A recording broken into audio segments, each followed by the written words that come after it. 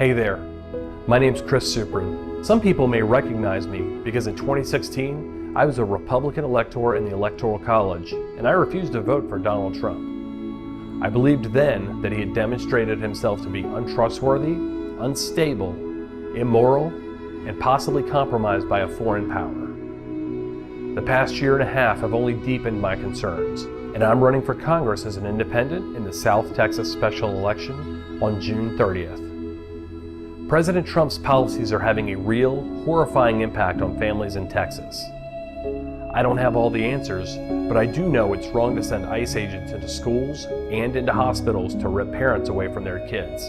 That's happening right now in South Texas. That's happening right now in Corpus Christi. And as a father of 5 who goes to church every Sunday, I can tell you that kind of cruelty isn't Texan, it's not American, and it sure isn't Christian.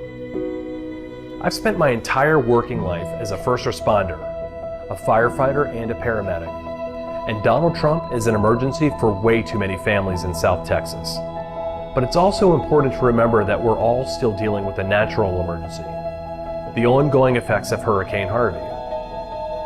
Harvey devastated the coastal bend, and my fellow Texans are still suffering. But with the next election right around the corner in November, any big party candidate who wins the seat is going to be focused on photo ops, not serving the people in our neighborhoods. I'm running as an independent, and if I'm elected, I'm going to spend my time in office helping make sure our tourism and commercial fishing industries recover and are prepared for the next disaster, not focusing on the November election. My father was a police officer. He served in Vietnam. My grandfather fought Nazis in World War II. They raised me to stand up for what's right, even when it's not easy, especially when it's not easy. And that brings me to my last point about Donald Trump.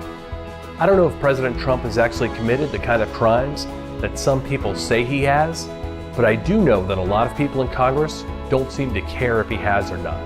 The career law enforcement investigators will be announcing their findings in the months to come. And when they do, there needs to be an independent voice in Congress who isn't beholden to either political party, who cares more about the Constitution and the rule of law than playing political games. And if that means holding the president accountable, I will. I'm Chris Suprun. I approve this message, and as someone who's never run for Congress before, it feels really weird to say that. But I've spent my life responding to emergencies, and we've got some pretty big ones in Texas and across the country right now.